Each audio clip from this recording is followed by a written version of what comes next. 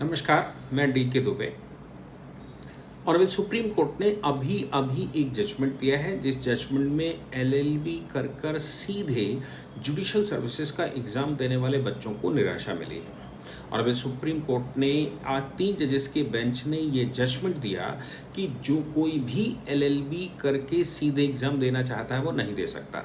उन्होंने कहा कि कम से कम 3 साल की प्रैक्टिस अनिवार्य है और इसका सर्टिफिकेट या तो प्रिंसिपल डिस्ट्रिक्ट जज बनाएगा या फिर वहाँ प्रिंसिपल लॉ ऑफिसर अगर अपॉइंटेड है तो वो बनाएगा या फिर कम से कम 10 साल की प्रैक्टिस कर रहा कोई एडवोकेट बनाएगा। साथ में उन्होंने कहा कि अगर 3 साल तक कोई लॉ क्लर्क का काम करके आया है तो उसकी भी एलिजिबिलिटी मान ली जाएगी।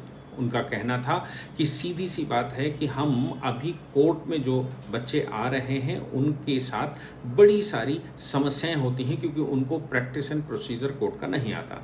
अब चूंकि प्रैक्टिस एंड प्रोसीजर कोड का उनको नहीं आता है, इसलिए जब उनका अपॉइंटमेंट होता है तो अपॉइंटमेंट होने के बाद वो परफॉर्मेंस नहीं कर पाते जैसी परफॉर्मेंस की आवश्यकता है। मैं तो सीधा कहता हूं कि ऑनरेबल सुप्रीम कोर्ट का ये जजमेंट के अलावा एक बात ध्यान रखनी है कि पूरे देश में जुडिशल सर्विसेज की वैकेंसी खाली जाती है और उसका कारण है कोचिंग इंस्टीट्यूट्स ने जिस प्रकार से आवरण बना रखा है। उन्होंने अपने नोट्स और साथ में एक बढ़िया इंफ्रास्ट्रक्चर और एक बढ़िया वहाँ पर मैनेज करने वाला मैनेजमेंट बैठा हुआ है जो आपको एहसास दिलाता है कि दे ही इज़ द बेस्ट। और उसका परिणाम ये निकलता है कि बच्चे को वो आवरण में फंस जाता है और उस आवरण में फंसने की वजह से उसका कुछ बहुत भला नहीं हो पाता। यानी कि कानून की जो आवश्यकता है, जो लॉ के पेपर की आवश्यकता है, वो आवश्यकता पूरी नहीं होती और वो एग्ज़ाम देता है।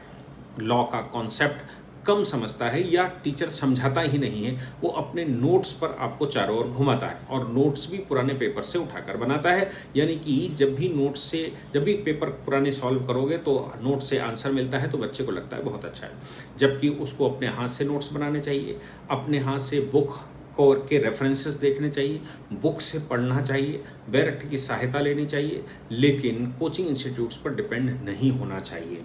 सीधी सी बात यह है कि आपको अगर जज बनना है तो खुद पढ़ना पड़ेगा और खुद अपने हाथ से नोट्स बनाने पड़ेंगे जो आपका भला कर सकते हैं, मेंस में आपका भला कर सकते हैं। और अभी सुप्रीम कोर्ट ने इन सभी बातों को ध्यान में रखते हुए ये निर्णय दे दिया है कि कम से कम 3 साल की प्रैक्टिस अनिवार्य है, अन्यथा आप एग्ज़ाम नहीं दे सकते। और ये पैन इंडिया पूरे देश में लागू होगा, सभी हाई कोर्ट्स को इसके डायरेक्शन जाएंगे और मुझे लगता है कि अब लॉ की फील्ड में एक नया आयाम जुड़ने वाला है। हालांकि 2002 से इसको एग्जेम्प्ट किया गया था, उससे पहले 3 साल की प्रैक्टिस की अनिवार्यता थी, अभी खत्म कर दी गई। अभी